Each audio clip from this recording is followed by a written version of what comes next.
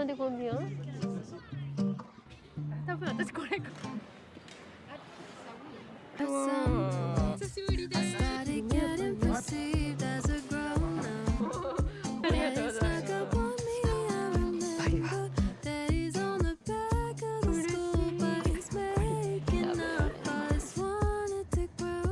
ポネケ本舗。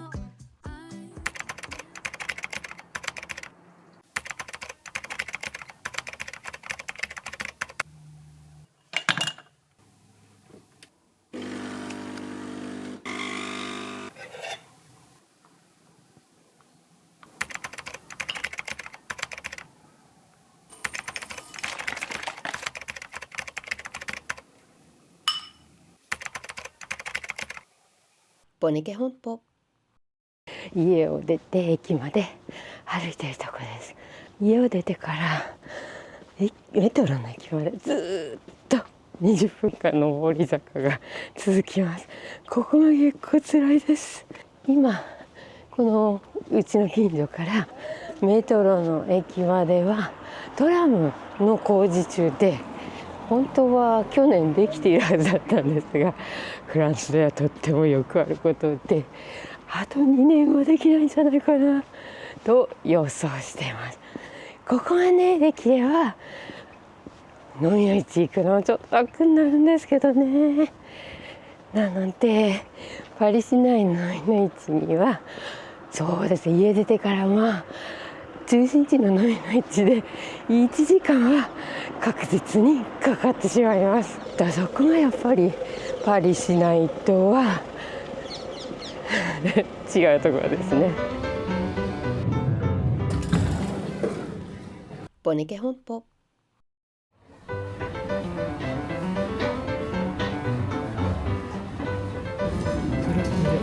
今回もソルボンヌ校舎前の広場の方から見ていきます。ソーソントゥーロ2つで、この水差すとしたので両方でソーソントゥーロ3玉、植木なんかを入れればいいかもしれないね。これね、今日の候補です。購入をためらう理由は、この洗面器意外と使い道が浮かばないからなんです。そしてこのスタンドでは35C'est quelle marque? Ça, c'est du Saint-Clément. Saint-Clément. マダムが見せてくださったこの本には60 euros. Ah oui, oui. Ah, C'est d'accord. beaucoup plus... Il y en a moins. Il y en a moins. Ah, j'aime beaucoup Balbotine. Très joli. Oui. Ah, ça aussi Saint-Clément? Oui, Oui, Saint-Clément. Ouais, ouais. Ah, c'est joli. 綺麗これサンクレモン35, 瓶に、c'est pas cher. あ、かわいいこれも。その他にもとっても素敵なものを見つけました。Et c'est du Longchamp. Ah, Longchamp. Ah, d'accord. C'est adorable. 30 en tout? 30 le tout. Ah, ok. 多分私これ買いたい。En tout, hein? Ouais, ouais. Du coup, Vous connaissez ça? Ouais. Ah, vous voyez? Attendez, je vais l'emballer. なんかこれかわいいわ。前にもどこかの飲みの市でこういうの見たことあるんだけど、いやこんな値段じゃなかったと思う。もうちょっと高かったような気がするんだけど、全部で30ユーロよ。一目惚れ、色も形もとっても可愛い。ひときわ美しくて目を引いたのがこのスタンド。すごい、なんか見て見て見て、この感じ。なんかね、中にほら立体絵じゃない。面白い。裏はいいお値段するね、やっぱりね。綺麗、本当のアンティキテって感じね、ここはね。美しい、すごい美しいものがたくさん。素敵。そして次に向かったスタンドはディスプレイのセンスが素晴らしいレターブルダナ。綺麗、見てほらバルボチンヌ綺麗ね。なんか面白い。バルボチンヌのこういうなんていうんだっけ、モンテ、アシエットモンテであんまり見たことないかも私。綺麗、素敵。あ、ここいっぱいあった。ここにいっぱいある。ほら、あら、このバルボチンヌは私は知らない。鳥よ鳥。これも私は見たことがない。ちょっとこれは1枚買っていかなきゃ。バルボチンヌのお皿ってこう綺麗だから全部並べると本当に綺麗に見えるのね。華やかになるからテーブルが。ほら、かわいい。でもそれだけじゃもちろんありません。興奮しちゃう。これ見て、これ面白い。グリザイユなんて書いてあるんだろう。メタモルフォーズ10。へえ、なんか見て、ほら、この顔も全部ワンちゃんだったり、かわいいね。グリザイユってちょっと色の綺麗なお菓子とか乗せて、またお菓子なんだけどすごく映えます。これどこのだろうかわからないな。これかわいい。ほらね、これもメタモルフォーゼ10。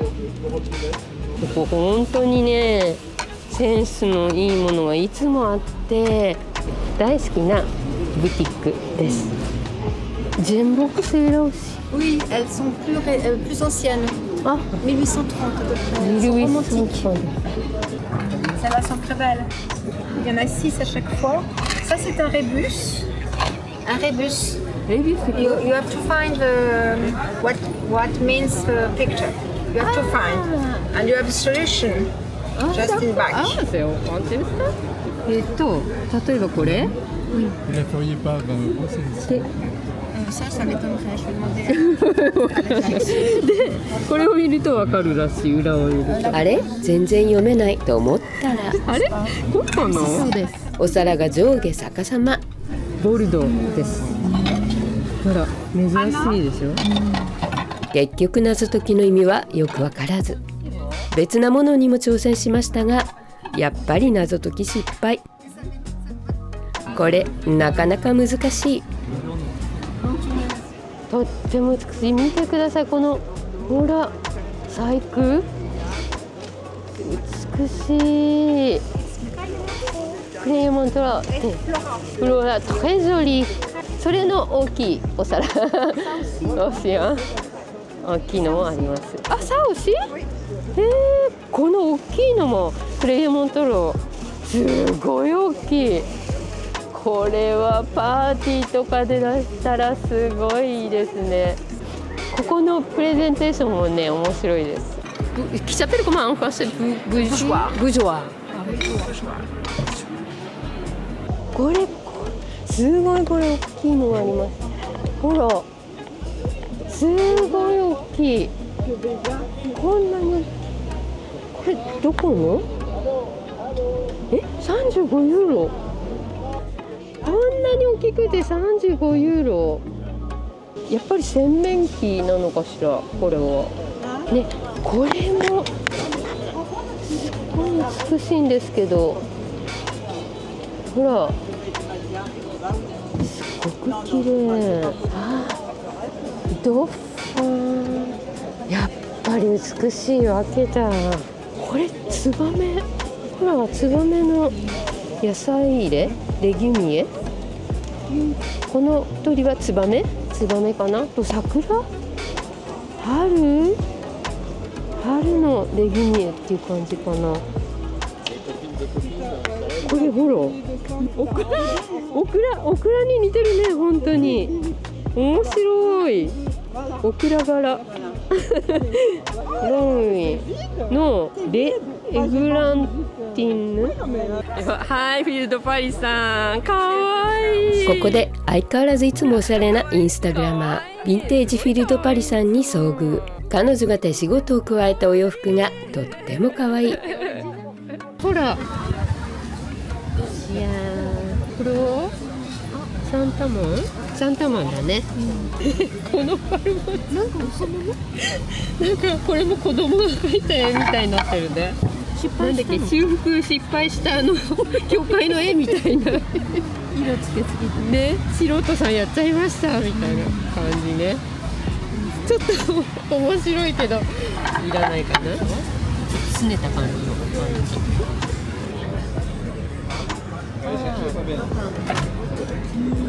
ハンベルゲ。あんまり私買ったことがない。めちゃくちゃ高い。ほいほい。極薄のグラスたち。繊細な葉っぱのレリーフがなんて愛らしい。金属とガラスのコンビのクープ。おしゃれですよね。ソルボンヌ校舎前の広場を見終わる頃、降り出した突然のにわか雨。しばらくソルボンヌ校舎の軒下で雨が上がるのを待ちました。この頃のパリの天気は本当に不安定。ようやく雨も上がり、ニコラさんのスタンドへ。ボンジュームッシュブザイビアンサワ。雨の間スタンドを覆っていたシートが片付けられると、綺麗。あ、これね、これ好きなんですよ。まだ買ったことないけどね、シャルグミーヌすごい好きと私たちが話していたら、ほら、あ、oui、ルネビル、あ、ce n'est pasシャルグミーヌ、あ、OK、あ、本当だ、ルネビルだ。後でネットで調べてみると、全く同じものがシャルグミーヌとリュネビルでありました。ムッシュと2人でシャルグミーヌねって言ってたらリュネビルでした。これちょっと久しぶりニコラさんのお店。ニコラさんのスタンドには一見ガラクタに見えても実際はとっても良いものが見つかったりします。リアル宝探しという感じ。最近私が探しているビアンドックスのカップがあったけど、これはもう私が持っている黄色。他の色があったら欲しかった。かわいいバスク、かわいい。こんなちっちゃいのあるんだね。私これの一回り大きいやつを持ってるけど蓋なしです。10だって。あら、買ってこうかな。これほら、こういうちっちゃいのってお菓子用なのかな。そうじゃない？お魚なんだろうね。Fromage ou dessert? Ah, fromage au dessert. Ouais. Il n'y a pas de fourchette? Non, il n'y a que des couteaux. Ah, d'accord. Dommage. Vous vendez combien ça? Le lot, 30. Ah bon. Ah, ok. ここで今回のワンちゃん。かわいい。こんにちは。はい、ありがとう。You go? You go. ありがとう。メルシー。そしてここはいつも綺麗なものばかり並べられているあのスタンド。こんなラブリーなお皿があります。リモージュ。かわいい。多分もうじきクリスマスだからこんなものもありました。これはさすがにそうよね。季節ものですね。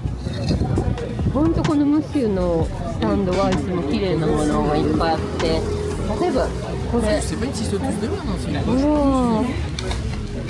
美しいでしょ。細工があんまりじっくりアクセサリーってこのムッシュのところに見たことなかったんだけど、ゴージャス系かな。ちょっとこういうの、ほら華やかに大好きです。ちょっとこれは絵柄が派手だけど、でもすごい状態がいい。そしてここ、いつも見やすく5ユーロ10ユーロごとに並べられているマダムのスタンド。5ユーロでこんな美しい転写の皿が。バックスタンプはないけど、多分サンタマンのカンパニュールですよね。そしてこれらは金と赤のラインがモダンで可愛いお皿たち。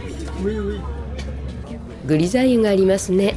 マルセイユのノートルダム寺院が描かれています。落ち着いた色のバルボティンヌ、ユニークな長方形をした金の木枠の鏡、そしてここで遭遇したのは、はい、お久しぶりです。お久しぶりです。本日の購入品はそのカゴですね。オリスにカゴ買ってしまいました。はい、なんかちょっとまた食べにかけますお怪我してらっしゃるそうですが、はいちょっともし悪かったら一緒に飲みに回りましょうね。そうですねぜひぜひお願いします。はい、じゃあまた楽しんでください。はいありがとうございました。そしてこのスタンドで見つけたこのお皿はもしや、やっぱりそうです。前回のアミアンで私が初めて買ったピンク系のお皿と同じもの。この色もやっぱり美しい。ぜひ色違いで欲しかったけど、残念ながら全部まとめての販売でした。これがさっき伺ったんだけど、ちょっと1枚20ユーロだったのでちょっと諦めた。全部掛けとか汚れがあるから、20ユーロだったらいいかなと思って諦めて、この顔も可愛い、小さくて。フーバンでコンビアンキャンズ可愛いね。何にでも使えそうだけど、でもどこだろうね。ちょっと素敵じゃない？なんかいい感じよ。これはアジアの国で作られたものかな。かわいい。いいよ、大きさ。お部屋に置くのに。どこのリネットなんだろうこれ。ほら四角もあってかわいい。このセットかわいいね。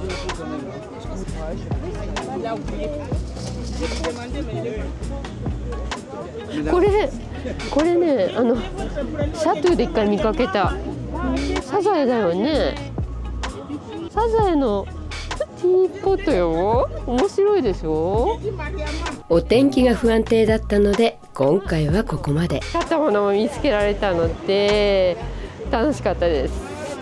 とりあえずお茶しに行きましょうかところがその帰り道ではすっかりお天気回復。今回の私の購入品は動画の後半をお楽しみに。ボネケ本舗。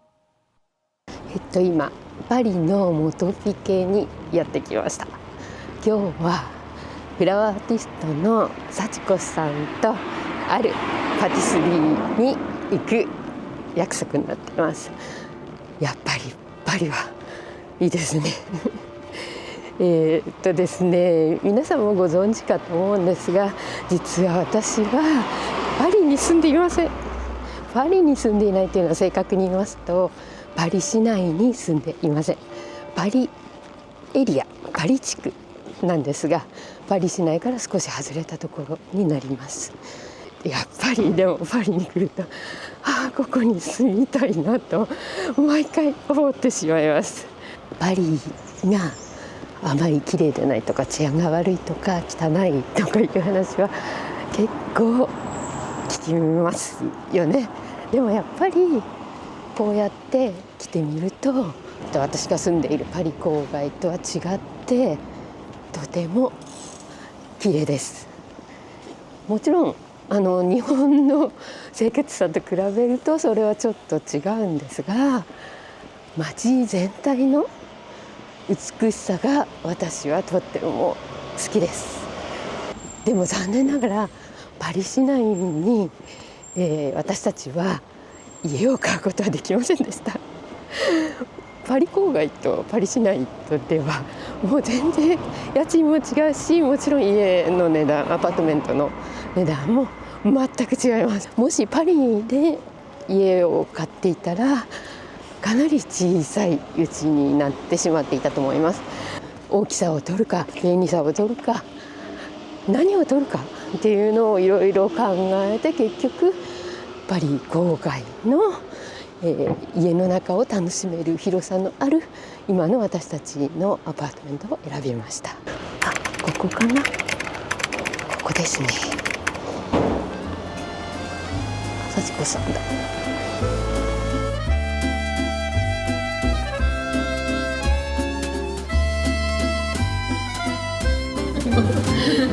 さんもパリ郊外っていうかベルサイユの方ですね。あっちの方ね。この場所でなんかお花を飾ったら、やっぱり例えばセーヌ川だったり、そこにお花を作ったブーケを置くだけで、綺麗な写真が撮れたり。そう綺麗よね、やっぱりね。街並みの美しさって日本のとは全然違うもんね。全然違いますね。結局どこの街であれ自分にとって完璧な、ところってないと思うんですよね。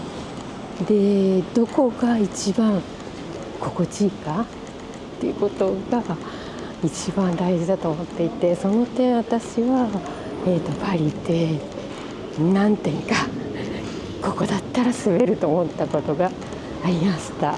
それぞれ違うと思うので皆さんには当てはまらないかもしれないんですが、私の性格の問題ですとか、いろんな事情もあります。今日は、私の友人とランチをするのでここに来ています。日本の映画で孤独のグルメで登場したレストランだそうです。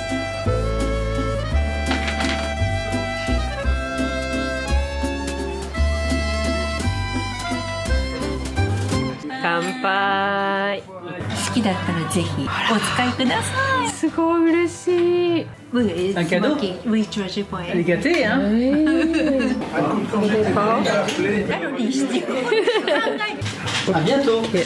パリっていうかフランスの気に入っているのは街が綺麗なことです。私が住んでいるところそうでもないんですが、パリはやっぱり本当に美しいです。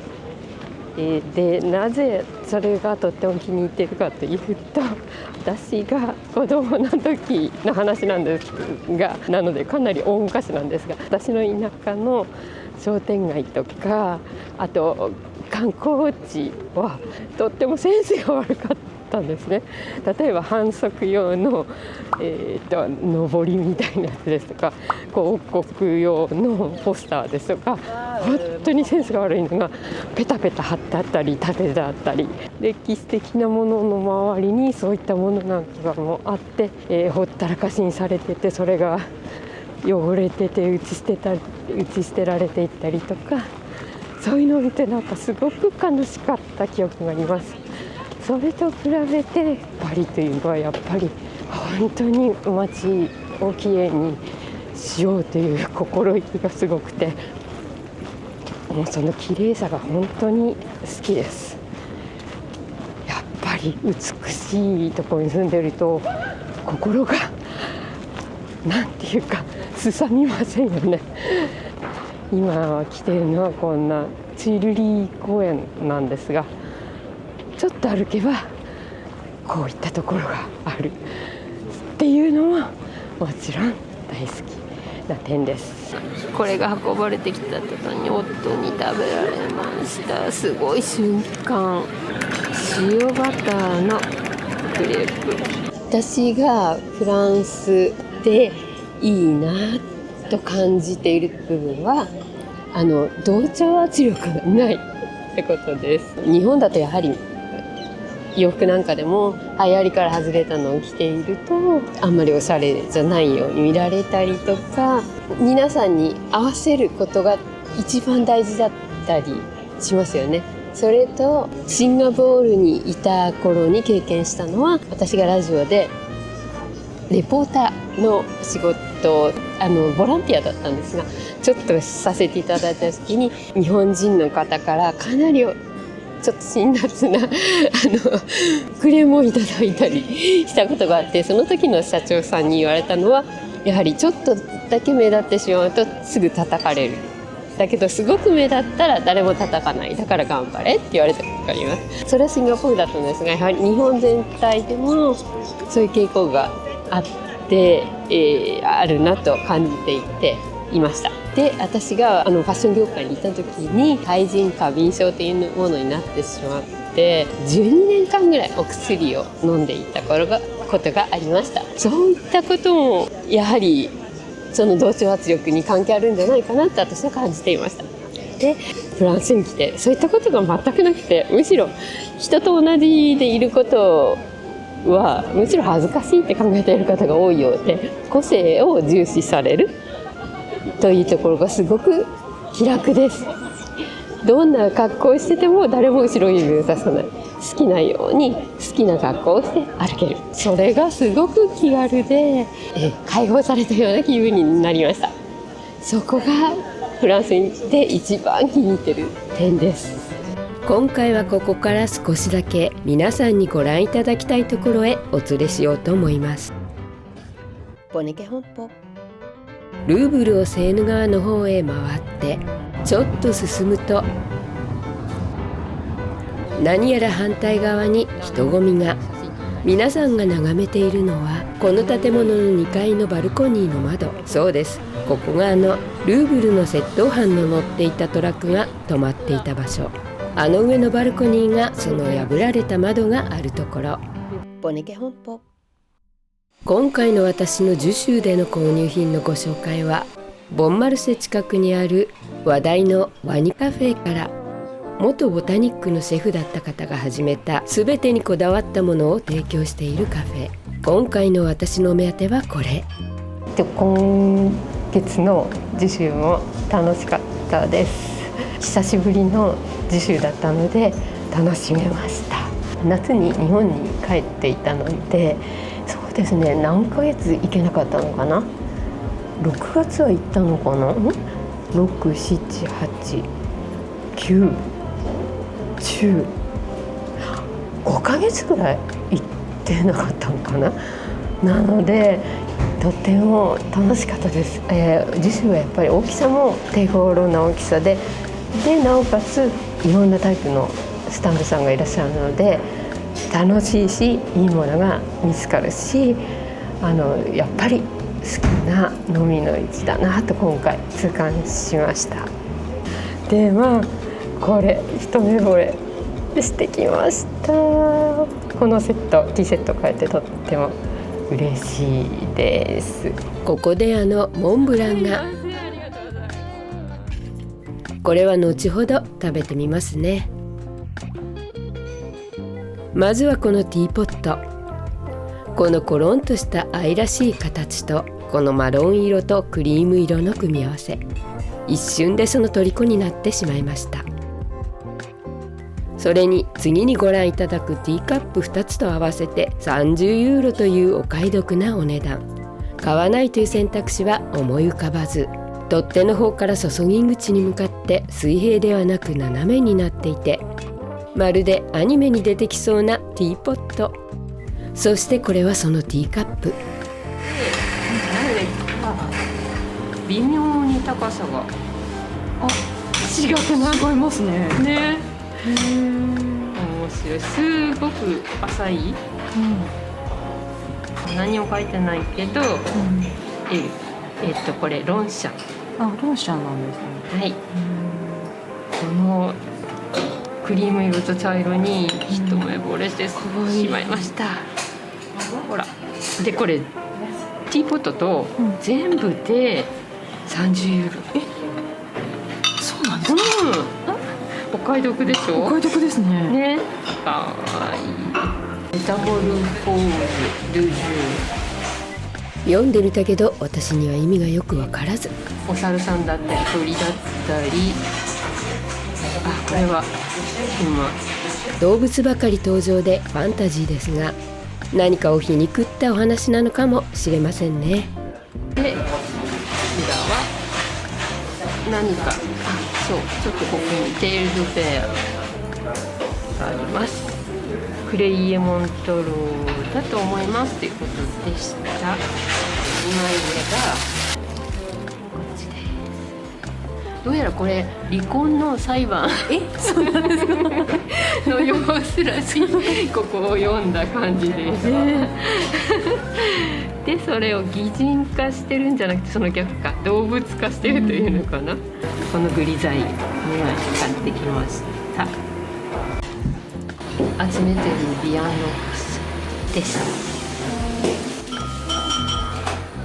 10ユーロ、アミヤンで15ユーロだったと思うんだけど、ジュシュの方がお得だった。この白地にブルーのこのタイプのビアンノックスを初めて買いました。これからこの別なタイプもあるので、それを見つけたら買っていこうと思っています。スピエルです。ちっちゃいスピエル、バスク柄です。ちょっとここが欠けているのが残念で、少しだけ中にひびがあるけど、これは裏にはひびいてません。私が持ってる蓋がなくてこれだけの大きいスピエルがあるのでお揃いになるので買いました。でこの大きさがなかなかキュートだなと思ってます。おお、まずはこれの味からいきます。さてそのお味は？マロンボキャブラリー何かちょっとマロンクリームじゃん。幸子さんもお味見。クリーム味がすごいね。ベルガモットが効いた美味しい大人のモンブランでした。ここで私が抱いていた疑問、なぜワニをオーナー山口杉代さんに伺いました。もそうなんですけど、いろんなアーティストが結構関わってくれてたりとか、あとはその好きないい食材を作ってる生産者だったりとか、そういうものに多分普通の人がなかなかありつけないと思うんで、そういうなんか一般の人でもみんながそういういい食材とかにありつけるようななんかコミュニティを作れるっていう意味でワニになるっていう意味でのワニです。なるほど。とてもそれがね、私は不思議で一度伺いたいなと思ってました。とっても美味しいです。ありがとうございます。ボンマルシェにいらしたらここにもぜひ寄ってみてくださいね。